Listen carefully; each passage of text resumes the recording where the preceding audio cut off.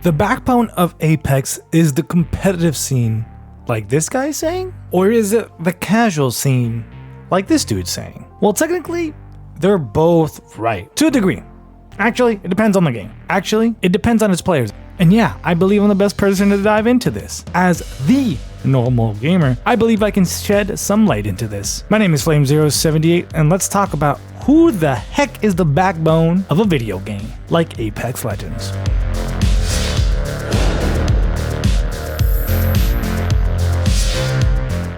Now, it's all fun and games, but I want to be upfront and spell out definitions because I don't want people in the comments be like, dude, complaining about that the ship is red when I've clearly made the ship blue. If you're gonna argue with me and debate me, stick to the definitions I outline so that way we can have a productive conversation. Look, you have, and I'm so sorry Halo Infinite fans if this triggers PTSD, but you have the broader audience of gamers and then you have the dedicated gamer. A dedicated gamer then becomes a dedicated player, and we can label them in 3 different subgroups. Let us also understand the context of normal in this video. And this is how I usually use this term anyways. Normal is the typical, the average behavior. In gaming, these are just gamers who game as a hobby. Their free time goes to gaming. Think 9 to 5 Timmy, but in general, just anyone who is not putting 15 plus hours a day into video games. So, a dedicated gamer can be a normal casual player, a player who casually is invested in the game, has bought into the value proposition of the game, but not necessarily care for or has a need to dive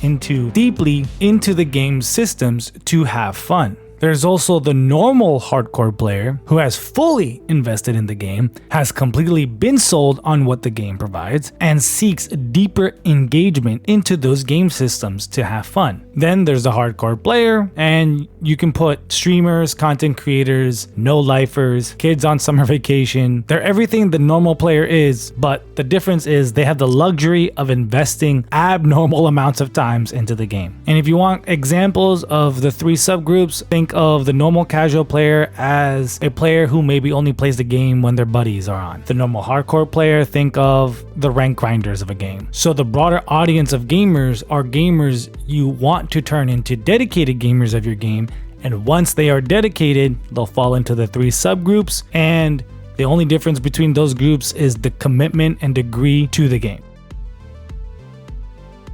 And right from the jump here, this is where I can be wrong. Without player data, like player counts per mode and stuff like that, I'm making an educated guess. I could be wrong, but I'm also pretty confident.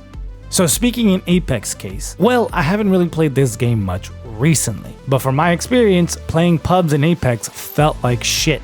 It felt like I could not play this game without, in some way, shape, or form, be at peak performance. Did things change in the last 3 seasons? Thus, we need to analyze who is logging in daily and what are the types of things that they are enjoying. Are they going in to personally be better, to aspire to be an LGS, or to be a content creator? These are questions. I'm not telling you which group is more or not. 3 seasons is a long time away to be from a game. But when I left, it was clear to me that the game was thriving off the player who was dedicated into grinding the game. The hardcore normal player and the hardcore player base. So, the rank grinders, the streamers, the content creators, and the pros. And it's simply put, it just came down to the fact that pubs was not worth playing. And ranked is a pipeline to the esports scene. So to me, the biggest group of players in Apex were the ones that leaned towards competition. So then, esports is the backbone of the game. Let's apply this logic to other games. Fortnite, let's ask the same questions. Where are the games going? What modes are they playing? What types of players are they? Luckily, Fortnite does give you a glimpse because they do have player counts. Fortnite is a game where you can be dedicated on the lowest capacity and still be rewarded just as much as someone who is really dedicated. I can jump in after months of being away and still have tons of fun. Thus, the effort in my dedication can be low, making me a normal casual player. And I won't get punished for that because I still get a lot of enjoyment when I play. And something on my mind because I recently talked about it, Valorant to me is the opposite. I do not see the game being enticing to the normal casual fan of the game. The casual normie has little to gain. While I think you can still enjoy the game after taking months away, just like Fortnite, but the difference is the buy-in for Valorant is higher. You need a higher capacity of dedication. You have to at the very least enjoy that slow burn, that slow start, that high learning curve in order to have fun. So because of that, someone who is not in weekly or wants to put low dedication, the normal casual player of Valorant, well, they're going to matter less. Thus, the studio will regard their complaints. And we've seen that. For example, I just had this conversation in one of my lobbies. Some people are complaining that they don't like that they can't play with their PC friends. But that decision of not joining mouse and keyboard and controller lobbies stems from the fact that they know that their audience values competitive integrity. Valorant is a game that requires more than just limited dedication to fully maximize enjoyment. Video games have their own identity they aspire to create. Developers should be allowed to craft that in any way they deem fit, whether having a clear vision from the start or be fluid enough to change it based on what the players are actually enjoying. So if more players are enjoying the competitiveness of your game, then your corresponding esport or that mentality is what will dominate, thus becoming the backbone for that game. In that context, the casual player, the normal player that does not want to buy into that, they matter less. So, little Timmy, who can't have fun after work, simply won't matter. Counter-Strike and Valorant are perfect examples of this. Fortnite is a perfect example of a game that does have value for all levels of dedication, but the normal casual player are the most important. As we constantly see with new season updates and changes that the competitive scene always gets mad and complain about the changes. Fortnite requires a small amount of dedication, but allows those players with that small dedication have high return, i.e. you don't need to fully buy into the mechanics of the game to have fun. Versus Valorant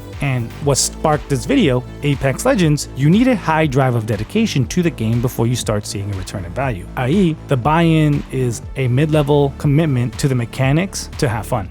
Of course, in this conversation of Apex, the argument can be made that there are more nuanced factors to why, say, players are engaged more with the competitive esports scene than casual play. So honestly, it's why I can't just outright choose this or that. All I can say is you as an individual do not get to shape what a game's identity gets to be. You do not matter. The collective engagement of players in the provided game systems is what will dictate the game's identity. It's not a hard concept to follow. Some gamers like MMOs, some don't like MMOs simply because they feel that the time that they have is not worth it, so they can't invest into those systems. But does that make MMOs bad? No, it just means it's not meant for you. Games should be welcoming, of course, but they shouldn't be made for everyone. A game for everyone is a game for no one. I wish it was as simple as this dude's right, but it's not. Things like this would be easier if we could understand that data like player counts and popularity of modes, but developers are keeping that to themselves, which is annoying. But that's my whole spiel on this. What do you guys think? Flame078, the normal gamer. Until next time, adios.